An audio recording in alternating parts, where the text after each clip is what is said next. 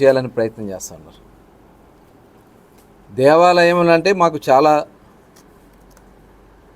భక్తి శ్రద్ధలు ఉన్నాయి.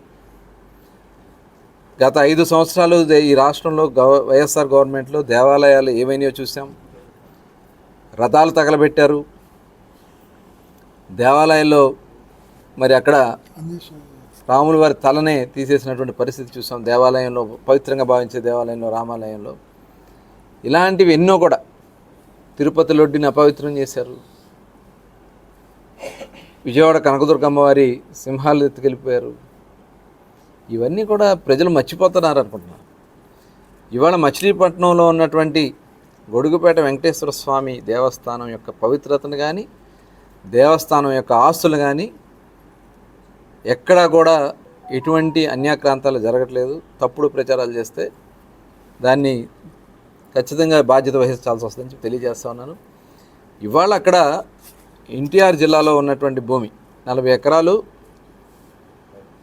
భూమి ఏదైతే గొడుగుపేట వెంకటేశ్వర స్వామికి సంబంధించినటువంటి దాతలు ఇచ్చినటువంటి భూమి గొల్లపూడిలో ఉంది. ఆ ఎన్టీఆర్ జిల్లాలో కలెక్టర్ గారు, అక్కడ స్థానిక ఎమ్మెల్యే గారు రేపు కృష్ణా మహోత్సవాల్ని వాళ్ళు ఏర్పాటు చేస్తున్నారు. విజయవాడ ఉత్సవం దసరా సందర్భంగా ఆ ఉత్సవానికి సంబంధించి ఆ గ్రౌండ్ని వాడుకుంటామని చెప్పి వాళ్ళు అడిగితే దానికి వాళ్ళు లెటర్ రాశారు.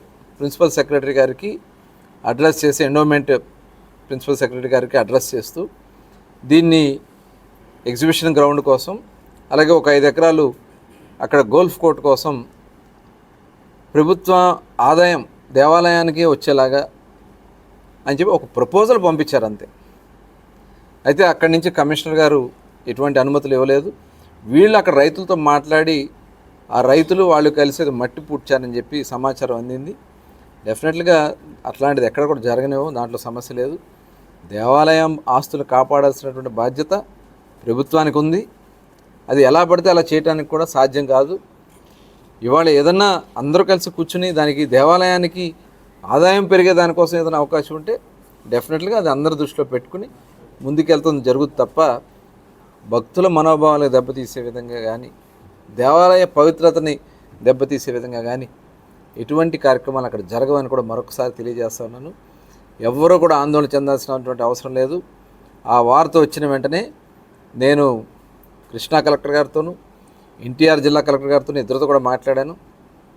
ఆయన ప్రిన్సిపల్ సెక్రటరీ గారికి లెటర్ రాసింది వాస్తవమేనండి. అయితే అక్కడి నుంచి వాళ్ళు నిలుపుదల చేయమని చెప్పారు.